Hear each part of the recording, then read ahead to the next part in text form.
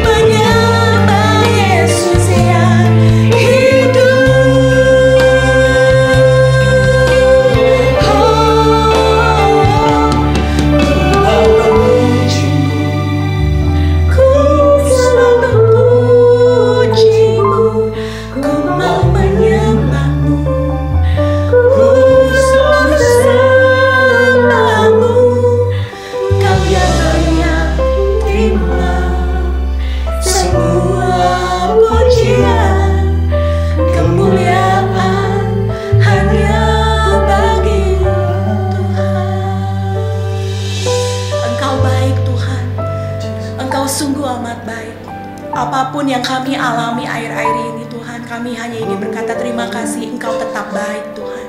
Terima kasih. Dan biarlah Tuhan saat ini Terima kasih. kami mau mendengarkan firman-Mu, tapi terlebih kami mau bawa diri kami ya Tuhan menjadi persembahan untuk Engkau Tuhan. Mari sama-sama kita katakan, ku mau memuji-Mu, ku selalu puji-Mu, ku mau menyembah-Mu, ku selalu sembah-Mu.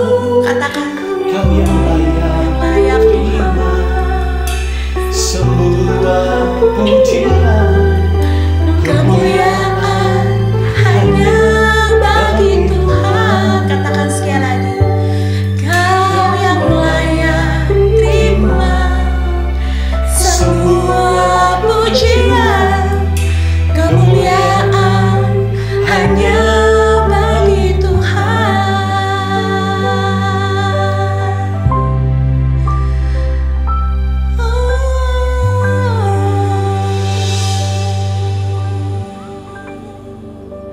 Betul Tuhan, Kau yang layak terima semua pujian.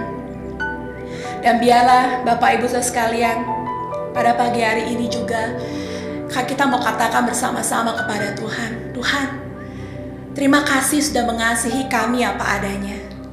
Dan saat ini kami mau belajar untuk lebih mengasihi-Mu ya Tuhan. Kami mau mengangkat setiap pujian penyembahan kami dari hati kami. Kami mau fokus ya Tuhan, bukan hanya memuji melalui suara kami atau pujian nyanyian semata, tetapi kami mau membawa diri kami menjadi persembahan yang hidup, yang kudus Tuhan, untuk Engkau. Kami mau bawa ya Tuhan setiap diri kami melakukan firman-Mu menjadi pujian yang sejati untuk Engkau.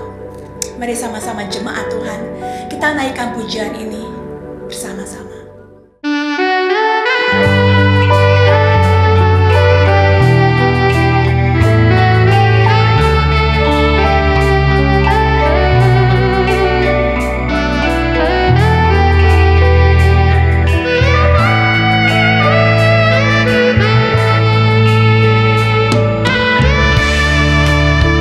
memuji-Mu lewat suaraku, terasa cukup bagiku.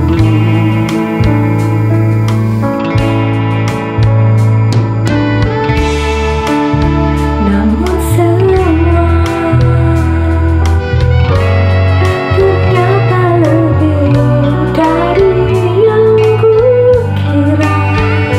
Ku hanya peduli diriku, ku tak mau tahu rindumu. Tak cukup hanya ku bernyanyi, mengangkat suara untuk memuji. Hidup memberi diri kepadamu, itu kerinduanmu. Tak cukup mulut yang memuji, tak cukup mulut yang bernyanyi, melakukan firman-Mu, itulah pujian sejati. Mari semua jemaat sekalian, kita naikkan pujian ini sebagai doa kita, komitmen kita untuk Tuhan memberikan hidup kita menjadi pujian sejati bagi Dia. Mari sama-sama kita pujian memuji-Mu lewat suaraku, rasa cukup bagiku.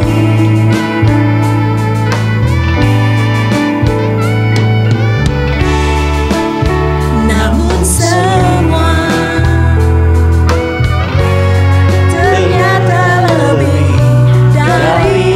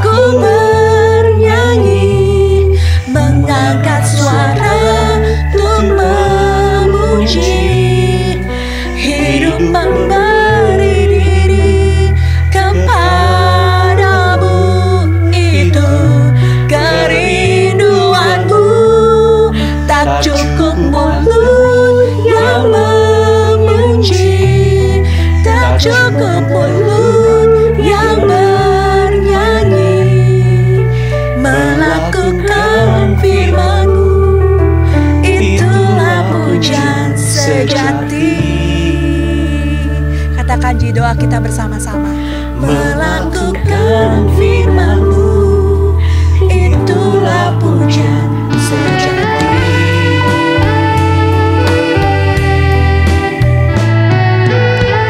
Amin.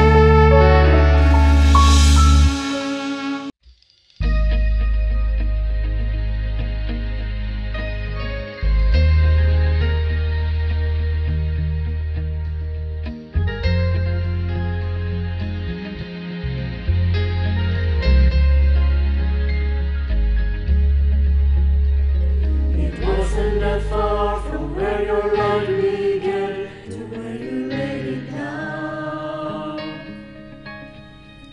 The man on his mission, what we couldn't see then, we can see it now. I can only imagine the look in your father's eyes when you came back home and said, "Look at the scars in my hands and my side.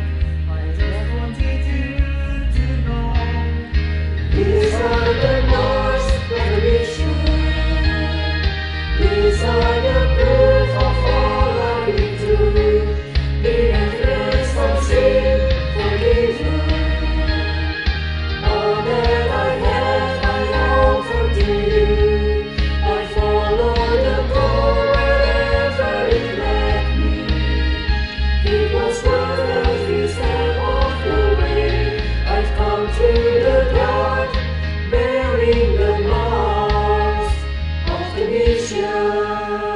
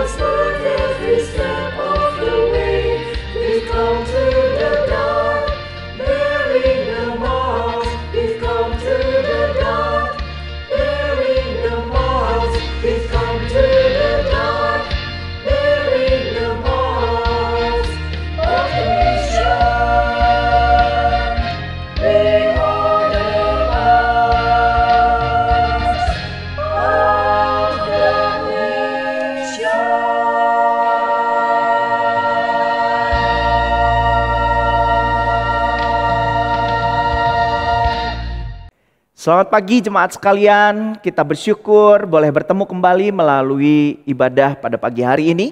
Dan semoga Bapak Ibu Saudara sekalian diberkati oleh Tuhan. Mari kita berdoa sebelum kita merenungkan firman Tuhan. Bapa di dalam sorga, kami merindukan kebenaran-Mu, kami ingin mendengar suara-Mu. Karena itu bantulah kami untuk bisa mengerjakan bagian kami melalui petunjuk firman-Mu. Kami mohon belas kasihan-Mu, kami mohon anugerah-Mu, karena kami meminta demi nama Tuhan Yesus Kristus. Amin. Hari ini adalah minggu terakhir dari bulan misi GKI Anugerah tahun 2021. Dan tema pada hari ini adalah Turning Back to the True Worship. Kita diajak untuk memikirkan kembali tentang ibadah kita. Apakah ibadah yang sejati itu? Nah saudara sekalian, untuk memulainya saya ingin kita mengingat kembali kebenaran yang kita tentu bisa pahami bahwa hidup ini adalah kesempatan. Bahkan kita punya lagunya, bukan? Hidup ini betul-betul adalah sebuah kesempatan. Kita hidup di dalam batasan waktu yang Tuhan berikan kepada kita. Berbicara tentang kesempatan, saya mau menceritakan pengalaman keluarga kami pada akhir tahun 2020. Dalam doa malam, salah seorang anak kami mengingat seorang karyawan di gereja kita yang kebetulan karena usia yang sudah lanjut dan karena sakit yang dia derita tidak kembali masuk di dalam pekerjaannya. Dan pada malam hari itu kami sempat mendoakan orang tersebut dan kami segera untuk mengontak orang tersebut. Ternyata orang tersebut sedang kepayahan karena menahan sakit tapi tidak punya uang untuk datang ke rumah sakit. Mereka kebingungan, mereka nggak tahu harus mengerjakan apa. Lalu kami mendoakannya dan kami membagikannya, men-sharing kepada Sarpras GKI Anugerah dan mereka berespon dengan sangat baik. Dan kemudian saudara sekalian, singkat cerita orang tersebut dapat ke rumah sakit, dapat ditangani secara medis. Namun yang saya mau sampaikan adalah jarak waktu antara anak kami mengingat dan sampai pada akhirnya itu kira-kira hanya 1 minggu sampai 10 hari. Karena setelah itu beliau dipanggil oleh Tuhan dan kami tidak akan pernah bisa melihat secara jasmani kembali. Nah saudara sekalian, di dalam masa pandemi ini banyak orang-orang yang kita kasihi dipanggil oleh Tuhan. Sekali lagi itu hal yang sangat menyedihkan. Apalagi ketika kita tidak mampu atau tidak bisa, tidak diperkenankan untuk bertemu pada detik-detik akhir daripada usia mereka. Saudara sekalian, kiranya Tuhan menghibur dan menguatkan keluarga yang kehilangan. Namun yang saya mau katakan adalah bukan karena mereka lebih buruk, bukan karena kita lebih baik sehingga kita punya usia yang lebih panjang. Tidak sama sekali. Ini berbicara tentang kesempatan yang Tuhan berikan kepada mereka, kesempatan yang Tuhan berikan kepada kita. Kesempatan yang Tuhan berikan sudah selesai kepada mereka. Sementara kesempatan hidup bagi kita masih ada, entah sampai kapan. Nah saudara sekalian, di dalam menyikapi waktu yang masih dipercayakan kepada kita, hidup adalah kesempatan. Marilah kita menggunakan waktu ini dengan sangat-sangat baik, dengan sangat-sangat bijaksana. Saudara sekalian, di dalam malam misi tanggal 20 bulan Agustus, beberapa hari yang lalu, Pendeta Benny Solihin berkata bahwa kita masih diberi kesempatan untuk mengerjakan PR kita. Satu waktu PR itu harus dikumpulkan karena kesempatan atau waktu kita sudah habis. Kalau Bapak Ibu belum sempat melihatnya, silakan untuk melihat di channel YouTube GKI Anugerah khotbah dari Pendeta Benny Solihin tersebut. Sangat indah, sangat mengencourage, sangat mengingatkan bahwa betul ibadah ini, bahwa hidup ini, ibadah yang kita lakukan tergantung atau berada di dalam waktu yang terbatas. Itu merupakan sebuah kesempatan bagi kita semua. Nah saudara sekalian, kalau begitu saya ingin mengajak kita, kalau kita masih ada di dalam waktu yang untuk menikmati kehidupan ini, apa yang Tuhan inginkan? Saudara sekalian, yang Tuhan inginkan adalah jelas di dalam Alkitab dikatakan agar kita mengasihi Tuhan dengan segenap hati, dengan segenap jiwa, dengan segenap akal budi kita. Relasi vertikal kita dengan Tuhan. Namun tidak berhenti di situ, sebab di dalam firman Tuhan, relasi vertikal kita dengan Tuhan yang kita sebut dengan ibadah itu, saudara sekalian, harus terwujud nyata di dalam bagian yang kedua, yaitu mengasihi sesama dengan semua yang Tuhan percayakan kepada kita. Dan hukum yang kedua yang sama dengan itu, Matius 22 ayat 39 mengatakan, ialah kasihilah sesamamu manusia seperti dirimu sendiri. Maka konsep ibadah kekristenan yang diajarkan oleh Alkitab bukan ibadah yang single, bukan hanya ibadah yang dirasakan untuk diri sendiri, tapi ibadah yang terwujud di dalam tindakan yang nyata, ibadah yang bertindak, ibadah yang bukan hanya untuk masuk, tetapi setelah masuk mentransformasi hidup kita dan kemudian disalurkan keluar. Yakobus menekankan hal itu berulang kali. Misalnya saya bacakan di dalam Yakobus 2 ayat 14-16 berkata, apakah gunanya saudara-saudaraku jika seorang mengatakan bahwa ia mempunyai iman padahal ia tidak mempunyai perbuatan? Dapatkah iman itu menyelamatkan dia? Iman yang sejati selalu membuahkan perbuatan. Iman itu adalah benih. Benih itu akan membawa kehidupan dan membawa buah, yaitu perbuatan. Jika seorang saudara atau saudari tidak mempunyai pakaian dan kekurangan makanan sehari-hari, dan seorang dari antara kamu berkata, selamat jalan, kenakanlah kain panas dan makanlah sampai kenyang, tetapi ia tidak memberikan kepadanya apa yang perlu bagi tubuhnya, apakah gunanya itu? Lanjut lagi Yakobus mengatakan, demikian juga halnya dengan iman. Jika iman itu tidak disertai perbuatan, maka iman itu pada hakikatnya adalah mati. Tetapi mungkin ada orang yang berkata, padamu ada iman dan padaku ada perbuatan.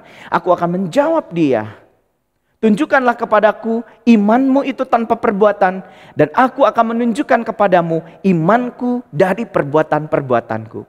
Lihat, kebenaran Alkitab memberitahukan kepada kita, ibadah kita itu harus terwujud di dalam sebuah tindakan yang nyata. Ibadah yang sejati akan mendorong kita untuk mengerjakan apa yang Allah ingin kerjakan melalui hidup kita. Kasih kepada Allah akan mendesak kita, mendorong kita, dan membuat kita tidak bisa tidak untuk mengasihi sesama. Namun kita tahu itu hal yang tidak mudah, bukan? Hal yang sulit untuk dilakukan. Namun demikian mari kita ingat bahwa masih ada kesempatan buat kita mengupayakannya. Mari kita berjuang, mari kita menggunakan kesempatan yang ada itu untuk mengerjakan apa yang Tuhan inginkan. Mika pasal 6 ayat yang ke-8 datang kepada bangsa Israel yang sudah mulai membiasakan diri beribadah secara vertikal kepada Allah tanpa mewujud nyatakan di dalam relasi horizontal dengan manusia. Saat itu bangsa Israel penuh dengan ketidakadilan. Mereka yang kaya merampas hak orang miskin. Mereka yang mampu mengambil jatah daripada para janda dan kaum papa. Tuhan marah, Tuhan tidak suka dengan hal itu. Sebab itu Tuhan berkata, aku tidak memperhatikan persembahanmu. Sebab ibadah yang sejati bukanlah diwujudkan hanya dalam bentuk persembahan-persembahan yang banyak. Di dalam ritual-ritual di dalam gedung ibadah. Tapi diwujudkan dalam transformasi hidup dan transformasi sekeliling kita. Itu sebabnya saudara sekalian, Mika 6 ayat 8, Tuhan mengatakan demikian, hai manusia, telah diberitahukan kepadamu apa yang baik, dan apakah yang dituntut Tuhan daripadamu selain berlaku adil, mencintai kesetiaan, dan hidup dengan rendah hati di hadapan Allahmu. Saudara sekalian, beberapa penafsir mengatakan mengapa hanya ada tiga. Tiga itu bisa mewakili karakter-karakter kesalehan daripada umat Allah yang seharusnya. Mika mau mengingatkan pada bangsa Israel bahwa bangsa Israel adalah umat pilihan Allah yang dipilih oleh Allah untuk menjadi contoh, menjadi teladan, menjadi display yang membuat orang lain atau bangsa-bangsa lain bisa belajar bagaimana sesungguhnya hidup di hadapan Tuhan. Namun ternyata bangsa Israel gagal di sana. Itu sebabnya Nabi Mika datang dari pasal pertama sampai pasal yang terakhir, saudara sekalian, dengan berita penghakiman, dengan berita teguran. Bahwa orang Israel, umat Tuhan, haruslah kembali kepada dasar, kepada fondasi, kepada esensi daripada ibadah. Ibadah bukan hanya ibadah yang vertikal ke atas, tetapi ibadah harus terwujud di dalam relasi dengan sesama. Godly karakter adalah sebuah hasil dari ibadah yang sejati, relasi yang dekat dengan Allah. Mari kita coba lihat apa yang Mika sampaikan. Di sini dikatakan bahwa Allah menghendaki umatnya untuk melakukan keadilan. Saudara sekalian, marilah kita untuk memperlakukan sesama dengan adil. Kita tidak hanya menuntut, tapi kita juga mau berbagi. Kita tidak hanya menginginkan hak kita, tapi juga kita mau mengerjakan kewajiban kita. Apakah kita sudah adil di dalam relasi kita dengan pasangan kita? Apakah kita sudah adil di dalam relasi kita dengan orang tua, dengan anak-anak, dengan mertua, dengan orang-orang di sekitar kita? Kalau kita hanya meminta mereka memperhatikan kita, nampaknya kita perlu belajar bersama dengan kekuatan daripada Tuhan untuk kita juga berbagi kasih kepada mereka. Adilkah kita ketika kita menginginkan sebuah pengampunan dari orang lain, pemulihan relasi daripada orang lain, tapi apakah kita juga mau berbagi dan memberikan pengampunan supaya orang lain juga terbebas dari penjara rasa bersalah itu? Saudara sekalian, adil terhadap sesama itu adalah sebuah wujud dari sebuah kerinduan untuk mengasihi Allah. Kadang-kadang kita tidak mampu melakukannya, tapi Tuhan meminta kita mengerjakannya bukan karena kita kuat, tapi karena kita ingin menyenangkan hati Tuhan. Kita ingin hidup kepada Tuhan, kita ingin mengasihi Tuhan. Itu sebabnya ketika kita tidak mampu mengerjakannya, kita perlu berlutut dan memohon kekuatan daripada Tuhan. Dan puji Tuhan saudara sekalian, di dalam 1 Yohanes dikatakan bahwa kita mampu mengasihi bukan karena kita, tapi karena Allah terlebih dahulu mengasihi kita. Biarlah kasih Allah itu melimpah di dalam hati kita. Akibat relasi kita yang dekat dengan Allah, membuat kita punya kekuatan, punya kasih yang bisa dibagikan kepada sesama kita. Yang kedua, Allah menghendaki umatnya untuk berbelas kasihan terhadap sesama. Mari kita belajar untuk menjawab kebutuhan. Mungkin kita bisa memberi atau menemani dengan pertolongan supaya sesama kita boleh lewat atau boleh lepas dari persoalannya. Saudara sekalian, tidak mungkin kita untuk bisa selalu berada di dalam keadaan baik, di dalam keadaan di atas selalu memberi. Ada kalanya kita ada dalam keadaan yang terpuruk, ada kalanya kita berada dalam keadaan membutuhkan orang lain untuk menopang dan membantu kita. Itu sebabnya pada waktu-waktu demikian sangat dibutuhkan ada orang-orang yang berbelas kasihan, yang mau bersedia untuk menopang, menguatkan, bahkan memberikan kebutuhan daripada yang dibutuhkan pada waktu itu.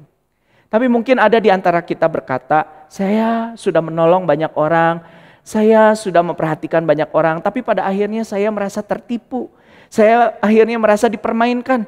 Orang tersebut ternyata tidak berubah. Orang tersebut ternyata tidak keluar, dia kembali lagi kepada cara hidup yang lama. Saudara sekalian, ada sebuah penghiburan. Ketika Tuhan Yesus memberikan banyak mujizat di dalam hidupnya, selama 3,5 tahun dalam pelayanan, dia memberi makan 5.000 orang. Saudara sekalian, tidak disebutkan memang di dalam Alkitab. Namun demikian ketika Tuhan Yesus disalib, mungkin saja orang-orang yang sudah makan dari mujizat Tuhan Yesus itulah yang berseru, salibkan dia, matilah. Orang yang disembuhkan oleh Tuhan Yesus dari kebutaan, dari kebisuan. Orang yang lumpuh kemudian bangkit kembali. Mungkin orang-orang itulah yang berteriak dan meludah Yesus dan kemudian menghina Yesus.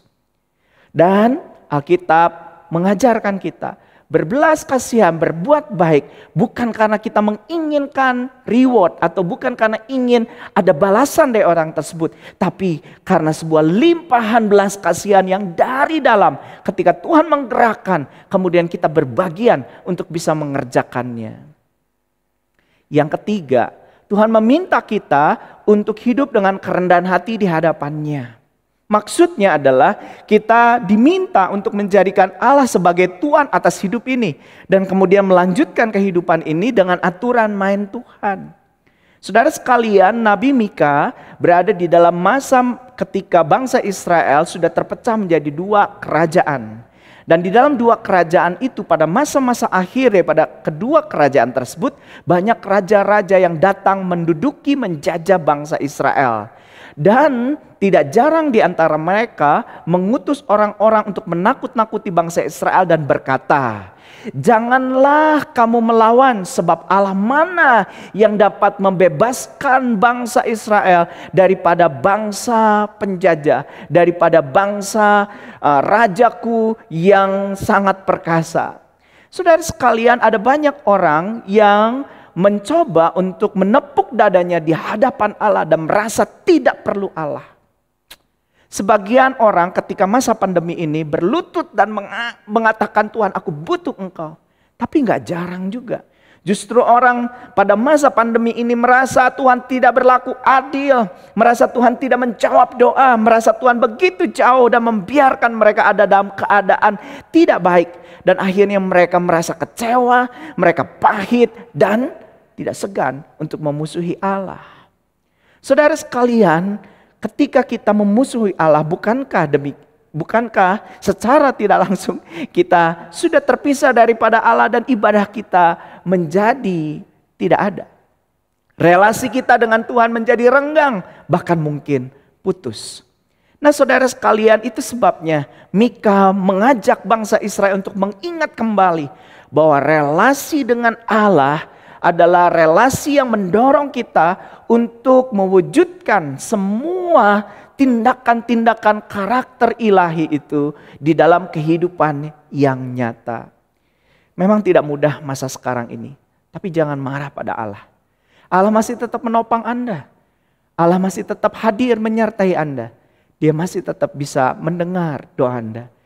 Kalau Tuhan tidak menopang, sungguh kita bisa celaka, bisa lebih buruk daripada keadaan sekarang ini. Nah saudara sekalian, saya juga tidak tahu sampai kapan masa pandemi ini. Tapi Tuhan berjanji, sampai masa tua kita, masih putih rambut kita, Dia akan menggendong kita. Dia akan menguatkan kita. Marilah kita tidak berputus asa dan mari kita tetap setia kepada Allah. Namun saudara sekalian, kalau lihat tuntutan yang tadi, menjadi wajar ketika ada orang yang berkata, "Wah, hidup ikut Tuhan kok susah." Saudara sekalian, perasaan itu ternyata ada juga pada umat di Israel pada waktu Mika melayani. Sebab Mika pasal 6 ayat yang ketiga, ayat sebelum daripada ayat yang ke-8 yang kita baca tadi, di situ dikatakan, "Umatku, apakah yang telah kulakukan kepadamu? Dengan apakah engkau telah kulelahkan? Jawablah aku." Saudara sekalian, Tuhan seperti ingin bertanya kepada orang Israel, "Kok susah banget sih? Kenapa? Kenapa kok kamu beribadah tapi tidak mewujudkan ibadah itu di dalam tindakan yang nyata? Kok susah banget?" Nah saudara sekalian, sebenarnya banyak orang percaya bahwa hidup di dalam Tuhan itu susah. Gak boleh ini, gak boleh itu. Namun bagi saya, kalau kita pikir-pikir, itu adalah sebuah tipuan. Ini ada kalimat yang saya coba bagikan kepada Bapak Ibu Saudara sekalian.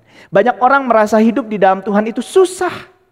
Tapi sesungguhnya mereka sedang mengabaikan fakta bahwa hidup di luar Tuhan adalah jauh lebih susah.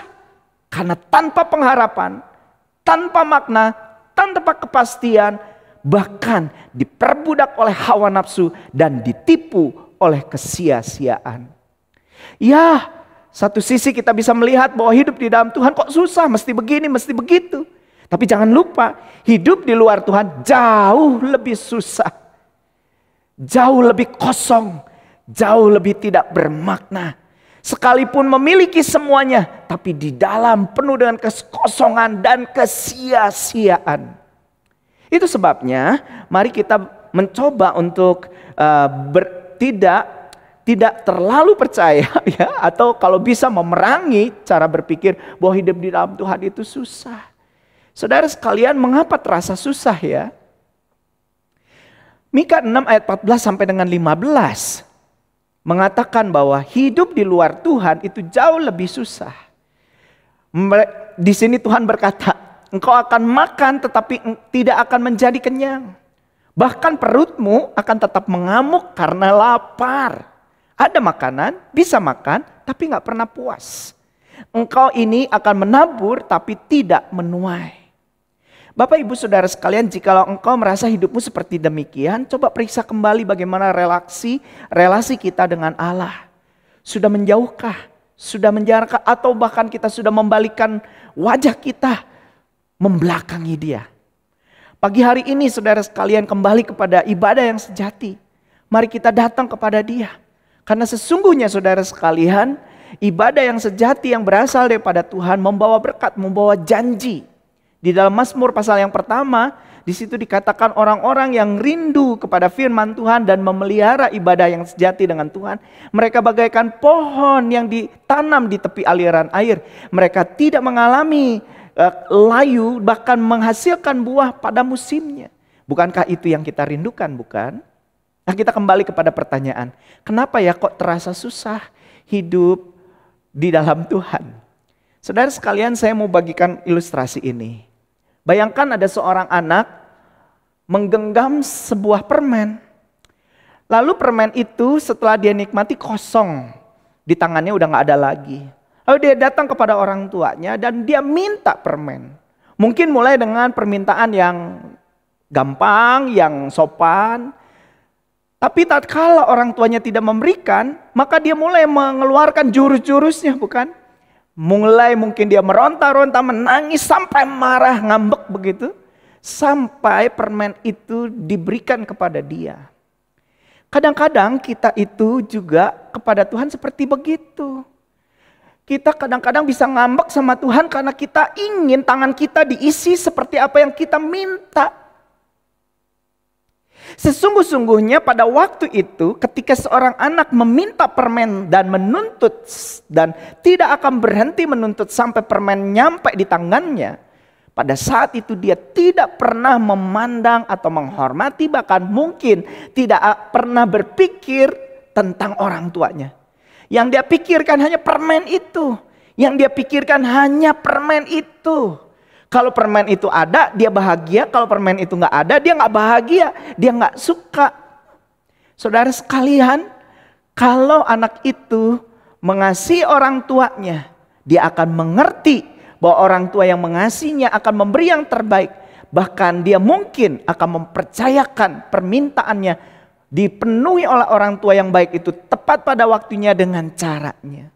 Nah, membayangkan anak seperti demikian, kadang-kadang kita di hadapan Tuhan hanya mikirin permen yang kita pengen.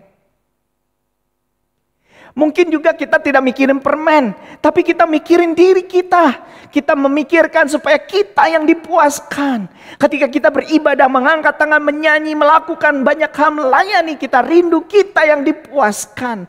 Padahal sesungguhnya ibadah yang sejati itu saudara sekalian adalah bagaimana kita memberi semua yang kita punya kepada Allah. Bukan untuk kepuasan diri kita.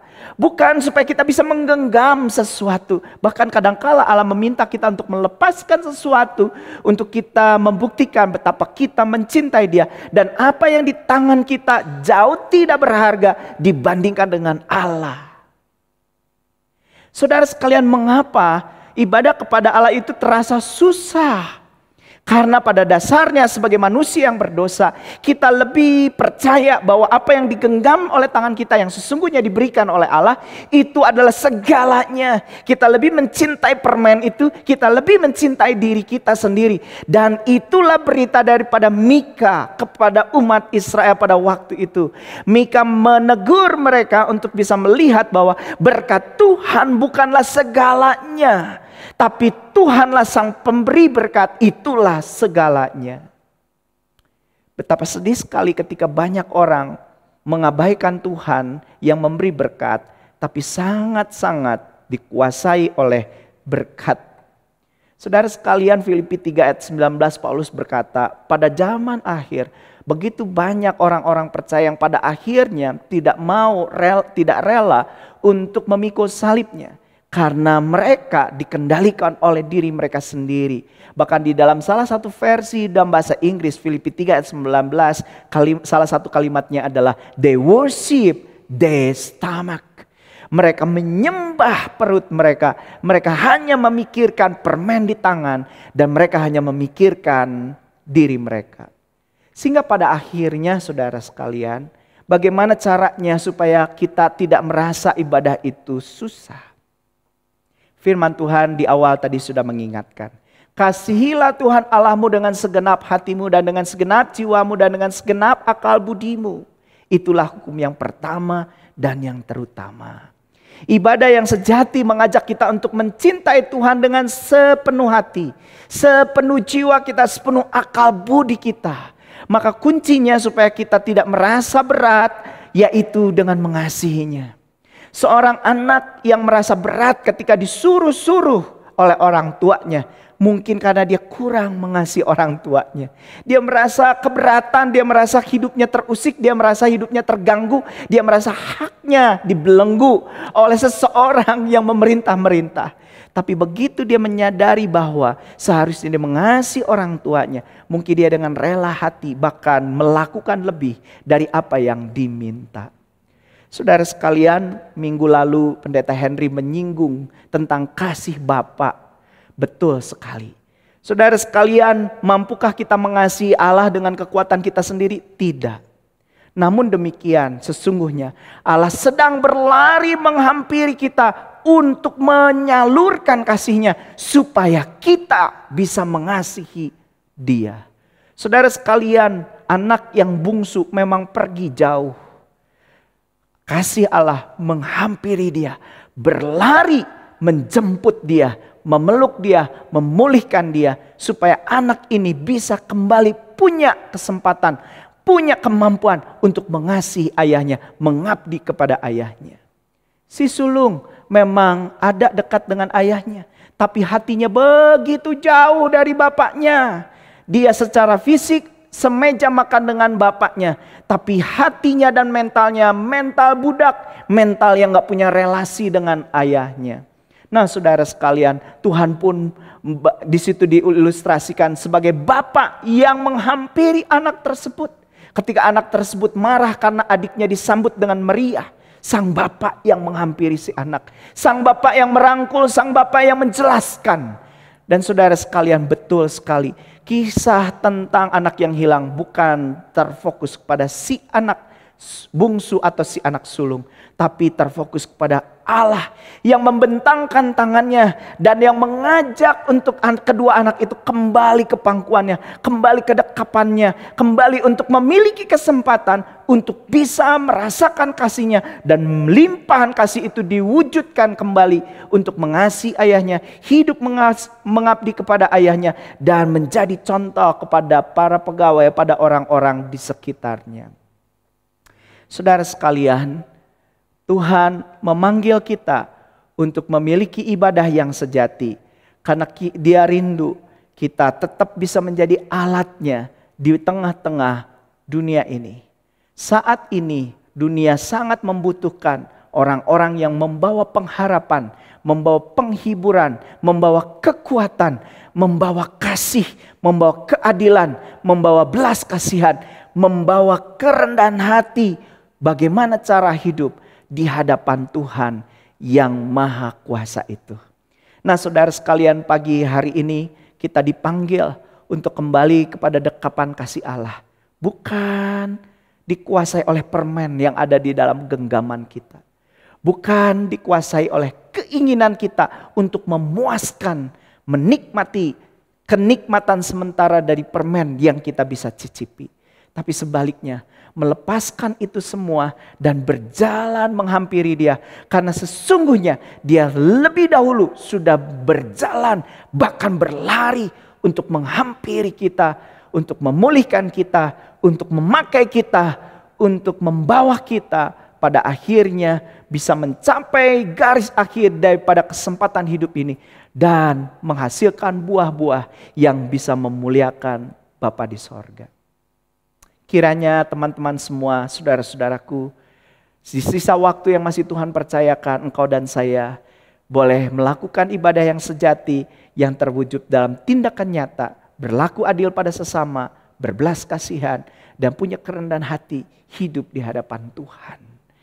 Saudara sekalian, menjelang pelaksanaan 40 hari di dalam firman atau 40 days in word, saudara sekalian, nanti kita akan diajak untuk bersama dengan kelompok small group kita melakukan aksi-aksi nyata sebagai sebuah wujud kepedulian kita. Bukan karena kita peduli saja, tapi karena Tuhan terlebih dahulu mau gerakan hati kita. Dan rindu sekali akhir tahun ini kita tutup dengan banyak cerita bagaimana Tuhan memakai hidup kita untuk menjadi berkat buat sesama kita. Kiranya Tuhan memberkati dan menolong kita semua. Mari kita berdoa bersama-sama. Bapa, kami tidak lebih baik daripada umat-Mu pada zaman Mika. Sungguh Tuhan, kami pun begitu mudah mengabaikan Engkau. Dan kami lebih mudah terpaku, terbelenggu kepada pemikiran bahwa ibadah itu hanya tentang relasi kami dengan Engkau. Kami tidak memikirkan tentang apa yang Engkau ingin kami lakukan di dalam hidup ini bagi sesama kami. Karena itu kami bersyukur untuk firman Tuhan pada hari ini. Dan kami mohon supaya firman Tuhan itu boleh menolong kami, menerangi kami, dan mendorong kami untuk bisa mengerjakan bagian kami. Terpujilah nama-Mu Bapa di sorga. Biarlah melalui bulan misi ini kami digerakkan untuk kami boleh mengerjakan bagian kami. Sebab ibadah yang sejati harus terwujud di dalam tindakan nyata kepada sesama kami. Kami berdoa, kami memohon demi nama Tuhan Yesus Kristus. Amin. Jemaat sekalian, marilah kita berdiri bersama-sama dengan seluruh umat Tuhan di segala abad dan segala tempat untuk kembali mengingat pengakuan iman rasuli kita. Pengakuan iman rasuli. Aku percaya kepada Allah, Bapa yang Maha Kuasa, Khalik langit dan bumi, dan kepada Yesus Kristus, anaknya yang tunggal Tuhan kita, yang dikandung dari Roh Kudus, lahir dari anak darah Maria, yang menderita sengsara di bawah pemerintahan Pontius Pilatus, disalibkan, mati dan dikuburkan, turun ke dalam kerajaan maut. Pada hari yang ketiga, bangkit pula dari antara orang mati, naik ke sorga, duduk di sebelah kanan Allah, Bapa yang Maha Kuasa. Dan dari sana Ia akan datang untuk menghakimi orang yang hidup dan yang mati. Aku percaya kepada Roh Kudus, gereja yang kudus dan am, persekutuan orang kudus, pengampunan dosa, kebangkitan orang mati, dan hidup yang kekal. Amin.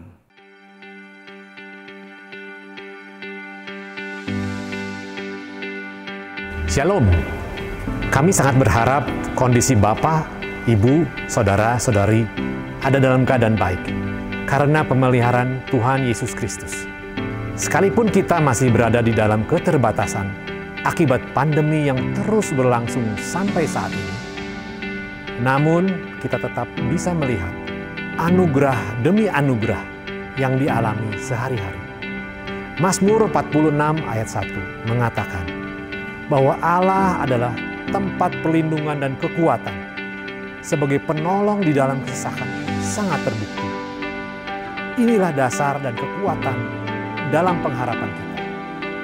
Melalui kesempatan kali ini, perkenankan kami, pengurus Badan Misi GKI Anugerah, mengucapkan banyak terima kasih kepada Bapak, Ibu, Saudara, Saudari, yang dengan segala kemurahan hati telah mendukung pelayanan Badan Misi sepanjang tahun 2020-2021. Sepanjang tahun pelayanan tersebut, sudah terhimpun dana sebesar Rp568.581.000 yang telah digunakan untuk mendukung operasional STT SAPPI, beberapa mahasiswa teologi, dan 13 orang misionaris.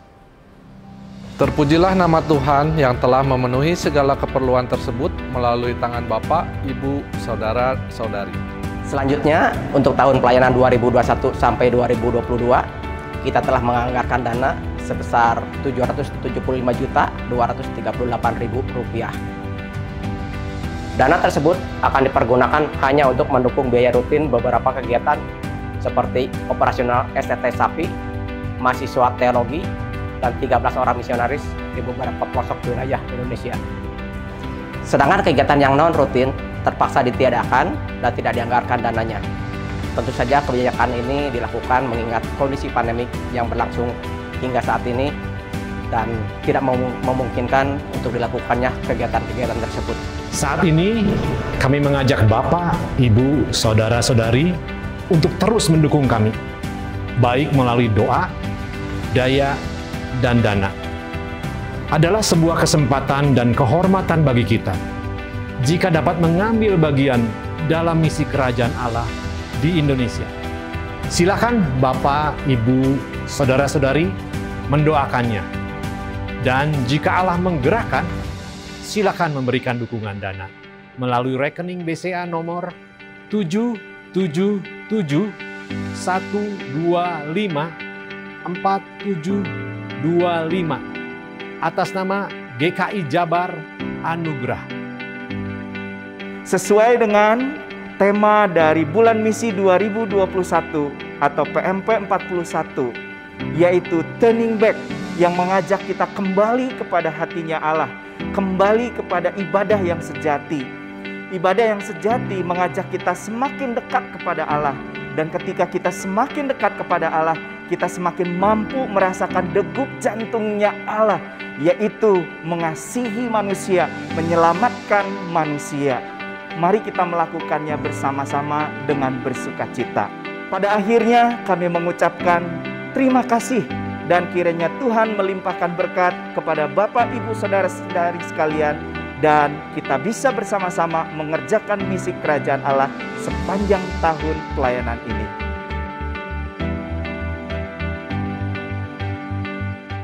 Shalom. Pertama-tama kami mau mengucapkan terima kasih atas kesediaan Bapak, Ibu, Saudara-saudari untuk mendukung Badan Misi. Dalam kondisi seperti sekarang ini, pengisian kartu tekad misi tahun pelayanan 2021-2022 dapat dilakukan dengan mengisi Google Form yang telah disediakan. Pengisian Google Form ini akan membantu kami untuk dapat berinteraksi dengan Bapak, Ibu, Saudara-saudari. Sehingga kita harapkan berbagai informasi pekerjaan misi dapat disampaikan dengan cepat dan secara langsung. Berikut ini kami sampaikan panduan untuk mengisi Google Form tersebut. Pertama-tama, silakan Anda mengklik link Google Form yang sudah diberikan. Bisa melalui handphone Anda maupun laptop atau komputer Anda. Anda akan masuk dalam Google Form, dan silakan apabila Anda belum login, silakan login menggunakan email Anda. Selanjutnya, mulailah mengisi dengan alamat email aktif Anda.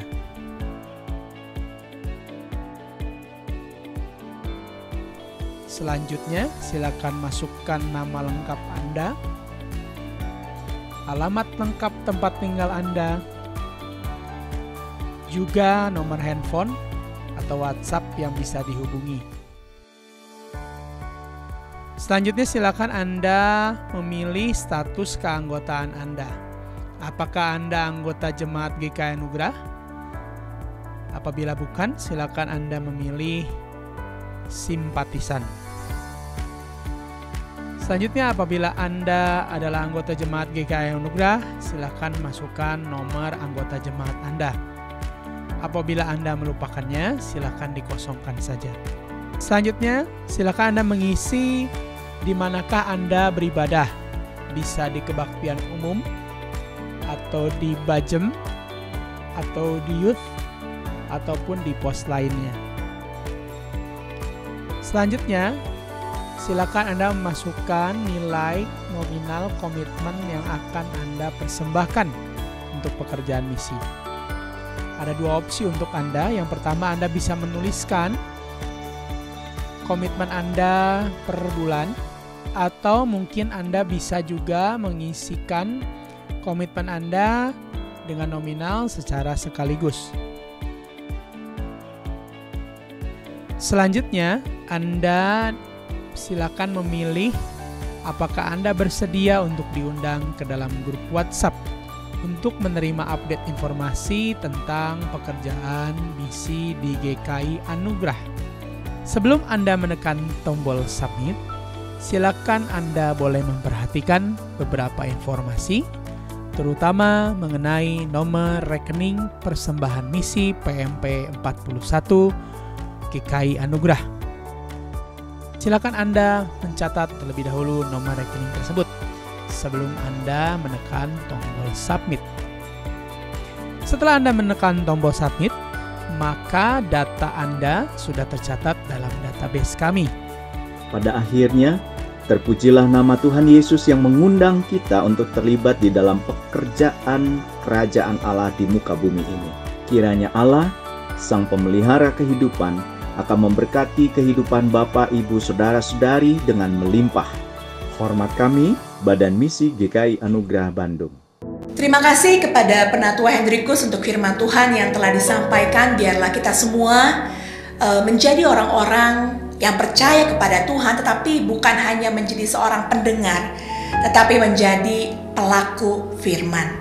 Biarlah hidup kita menjadi persembahan yang harum yang bisa kita berikan sebagai bentuk pujian dan penyembahan kita kepada Allah Bapa kita yang luar biasa. Ada amin Bapak Ibu? Bapak Ibu, saudara sekalian, saya juga ingin menginformasikan bahwa persembahan akan bisa dilakukan secara online melalui scan QR code yang sekarang Bapak Ibu bisa lihat ada di layar Bapak Ibu sekalian, ataupun melakukan transfer ke nomor rekening yang tertera di layar. Sekali lagi, persembahan bisa dilakukan secara online dengan cara scan QR code yang sudah ada, ataupun langsung melakukan transfer ke nomor rekening yang tertera di layar.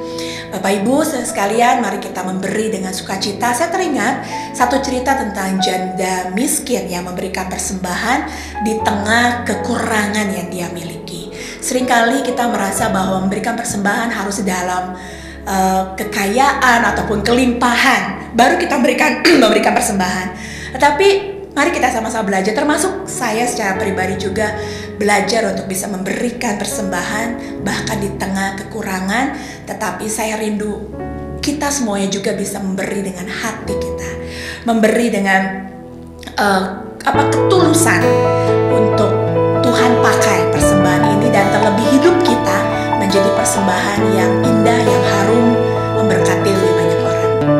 Mari sama-sama naikkan pujian ini.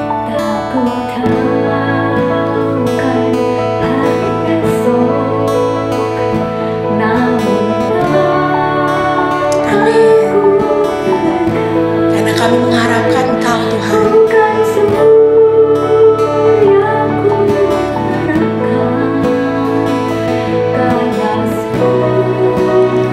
Mari naikkan pujian ini bersama-sama. Aku tidak akan gelisah Tuhan.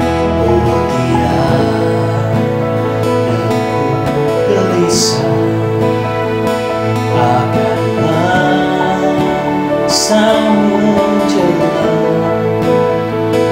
Ku berjalan serta Yesus, maka hatiku tenang. Banyak hal tak ku pahami dalam masa menjelang, tapi bagiku ini tangan Tuhan yang pegang. Katakan, oh tiada ku gelisah akan masa menjelang. Ku berjalan serta Yesus, maka hatiku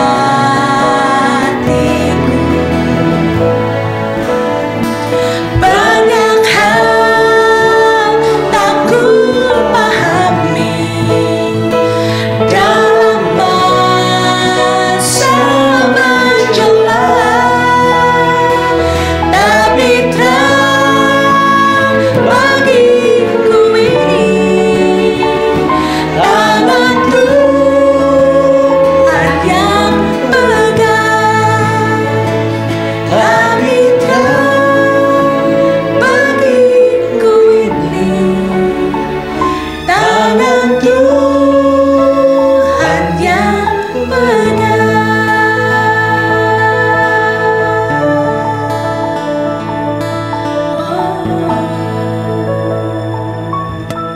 Amin.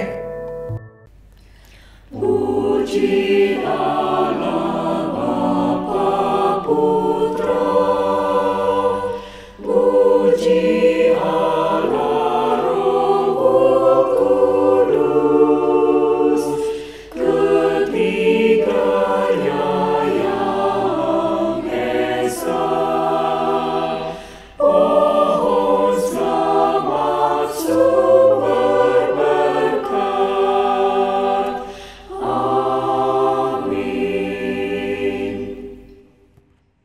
Marilah kita berdoa di akhir ibadah ini.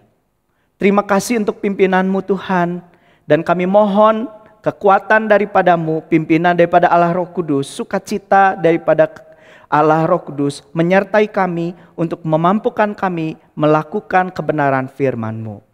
Kiranya kasih Allah Bapa, kasih sayang dari Tuhan Yesus Kristus, dan kuasa penyertaan Allah Roh Kudus menyertai kita sekalian dari sekarang ini sampai selama-lamanya. Amin.